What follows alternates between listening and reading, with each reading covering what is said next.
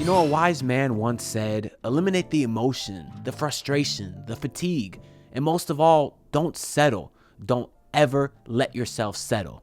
And of course, that wise man was that dumbass Joe Cronin. Boy, you out there looking silly. Getting beaten down, nay. Getting cooked, nay. Getting absolutely destroyed by the Dame package. You had Jaime Jaquez out there tonight, nay.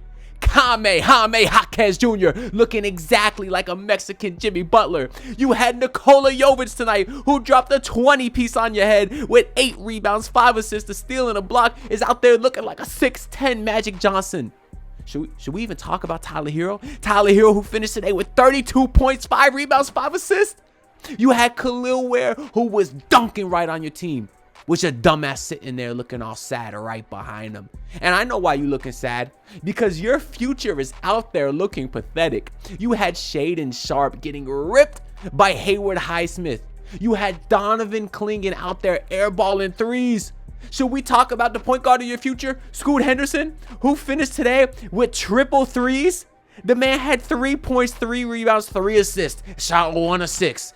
That was your second pick in the draft. Bum. Third pick in the draft, whatever the hell he was, I don't care.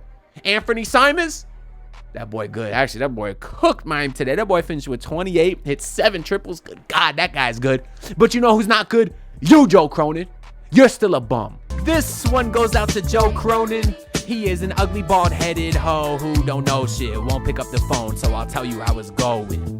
No, of course, that's from my Joe Cronin diss track that I dropped a couple years ago. But actually, before we get into the rest of this game, I actually want to promo another song that I just dropped this morning, which was an epic rap battles of history between Jimmy Butler and Pat Riley, basically in which both sides kind of do a rap battle back and forth, dissing each other. So I spent a lot of time in the video. People are really, really enjoying it, as you can see by all these great comments. So if you haven't seen it, make sure to go check it out. It is on my YouTube page. And on YouTube, not as many people have seen it just because shorter form content doesn't perform that well. So like I said, if you haven't seen it, go check it out. Go show some love, because the people that have seen it are really enjoying it.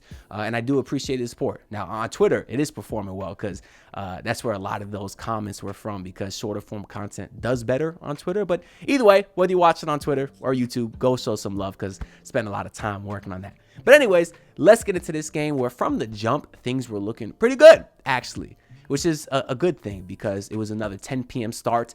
And the last thing that I wanted to do was be stressing damn near 1 a.m. whether the Heat were about to lose to Joe Cronin's team. Especially the way this road trip started, where of course they lost in double overtime to the Kings, and I was recording a 1 a.m. post game after that. It was not a fun one. But anyways, of course, that seems like so long ago, because the Heat have been playing pretty decent ball, I guess, in the 2 games since. I guess it really only has been 2 games. No, 3 games, right? Because they beat the Warriors, Jazz, and now the Blazers. And that's a good thing, because after the Warriors game, in which they won on the second night of a back-to-back, so I give them a lot of credit for that, they did a breakdown in the locker room where they said, 1, 2, 3, breakthrough. That was kind of their chance to end their locker room, post-game locker room activities or whatever else goes on. But you can tell the team really believed that win against the Warriors was their breakthrough, because of course, with the Jimmy Butler stuff going on, it's been tough on the team. You can tell, because they lost 2 games in a row by 40 points, to the Pacers and then to the Jazz, right? So you can tell after that, they kind of started getting their mojo back a little bit, but they were losing some games. And you could tell they kind of needed 1 win to really get that breakthrough. It seems that they've got it, and they've really been playing better ball since. It seems like the camaraderie on the team is a lot better. I hate to say it, but obviously when you got a guy like Jimmy Butler and he's not so happy and he's sitting on the bench, maybe that can kind of rub off on other people. And just truthfully, from watching the bench reactions without Jimmy Butler out there, it just seems like they're having a better time. It does. And a lot of times as a team, you kind of follow the vibe of your star player. And if the vibes weren't great with Jimmy there, that kind of brings the rest of the team down. But today, everything is so great. Like you can physically see the bench getting hype on almost every play. I remember there was one play early on in the first quarter where Herro caught like an offensive rebound, like with a second left on the shot clock, ran to the 3-point line, shot a fadeaway 3. It would have been nasty if he hit, but he missed. But then he actually got his own offensive rebound, did a nasty behind the back pass to Jovic. Jovic actually missed, and then Jovic got his rebound and put it in. So Herro didn't get the assist, but he still made a hell of a play, and the whole bench was just going crazy. And you could tell the power of friendship and tomfoolery is at an all-time high right now, because they're really, really enjoying each other's successes, or enjoying each other's success, right? What's the plural of success? It's still success, I think. But either way, they are doing that. Of course, that's one of the oldest Spoisms, and it's good. It's just good for team chemistry, and it's good for stacking up wins, which is what the Heat are doing right now. And then I noted here, there was also in the first quarter, Duncan had a beautiful little lob to Bam. Bam was able to lay it in. Still, Duncan seems to be the only person that can really find Bam, because it was just a couple plays later. Jovic tried throwing a lob to Bam. Terrible pass, led him too far. Bam tried to save it and landed hard on his back. Took a scary fall, but fortunately he seems to be okay. I just want to kind of to note that in case he appears bruised up in the next couple of days, but Bam should be okay. He did finish the game and played pretty well. But the Heat had a really strong second quarter, and that's kind of where they took the game by the horns. Herro himself had 18 at the half. Yeah, that's right. And the Heat were up 18 at the half as well. So they had a really good second quarter. And, usually any lead with the Heat is not super safe, but I'm watching this Portland team. They're straight ass. So I'm like, there's no way they're going to come back in this game.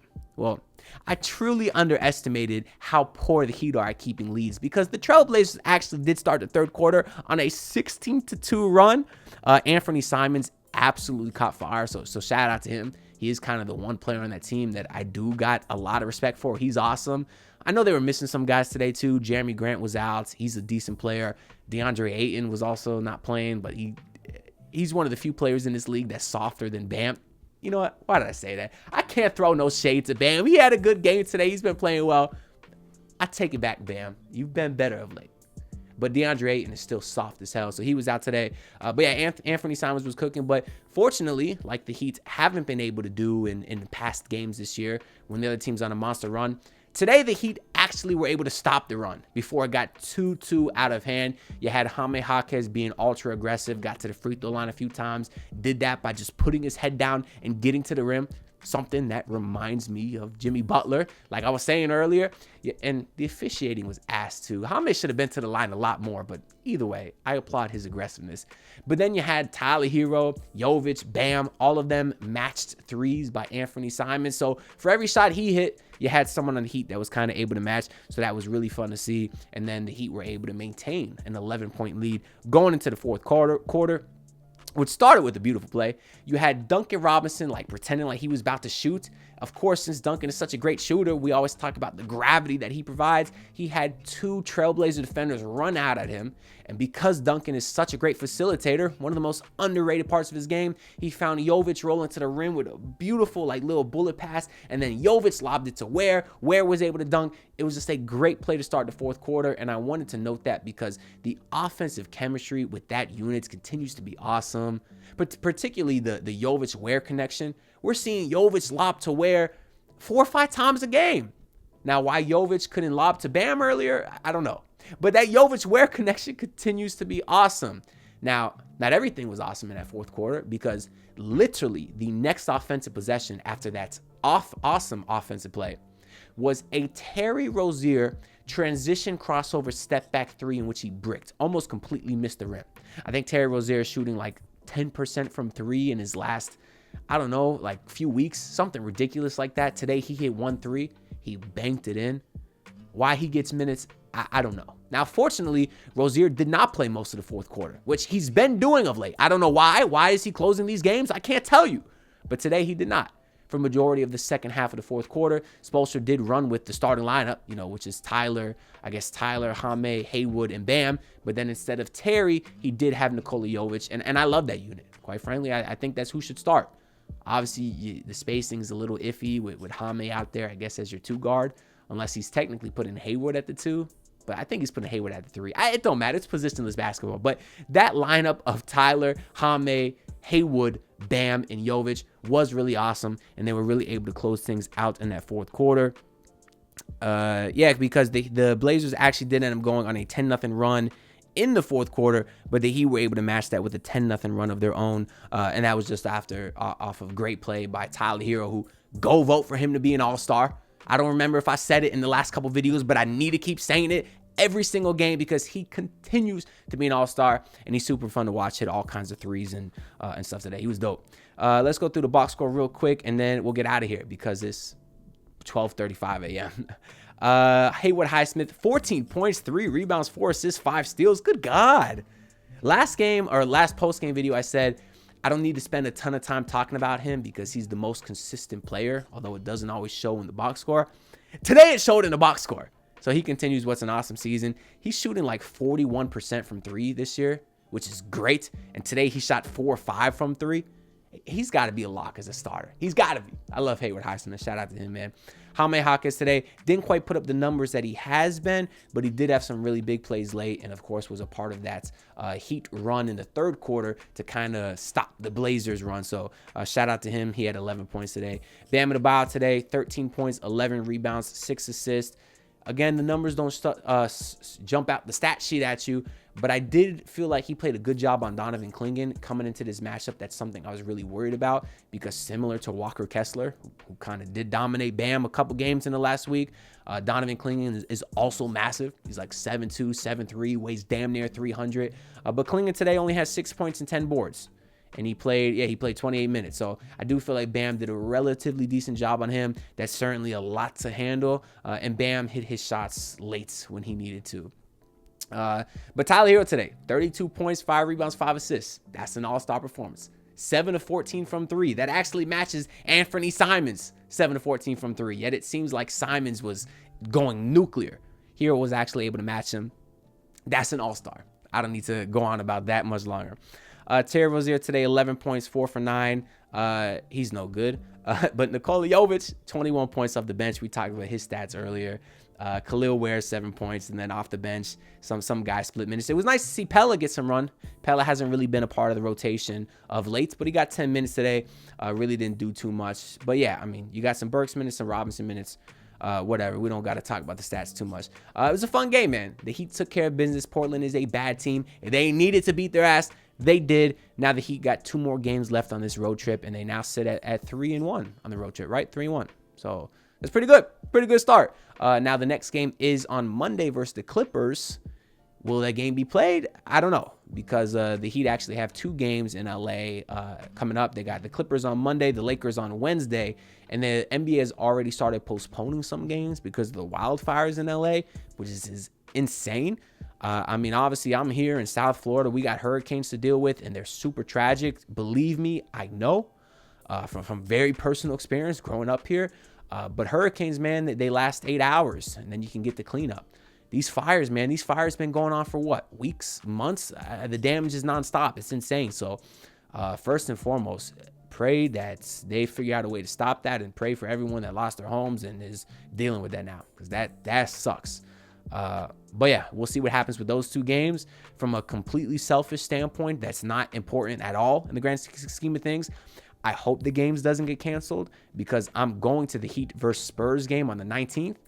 And for Jimmy's suspension to be over, he needs to miss 2 more games. And if he misses the next 2 games, he plays against the Nuggets at home and then the Spurs. And I kind of want to see Jimmy Butler play, because that's going to be interesting, assuming he doesn't get traded by then. But obviously, if those games get postponed, well, then he would miss probably the first 2 home games and then not play at the game I'm at. But we'll see what happens. For all I know, he could get traded 5 minutes from now. We won't have to worry about that. But we've talked about Jimmy Butler enough, so I'm just going to end the video here, and I'm going to tell y'all to like and subscribe, I guess, because all the support is greatly appreciated. Once again, go check out my song that I dropped earlier today. Show some love on that. Feel free to check out the Joe Cronin diss track as well. You can just search it up on my channel. But that being said, I'll see y'all with the next video. So peace out, everyone. Look, pull up in your city, tryna get that dead face. Do it on my own, I don't need no dead weight. Had to kill him off, yeah, I need a head space. You know this homegrown bitch don't offend me.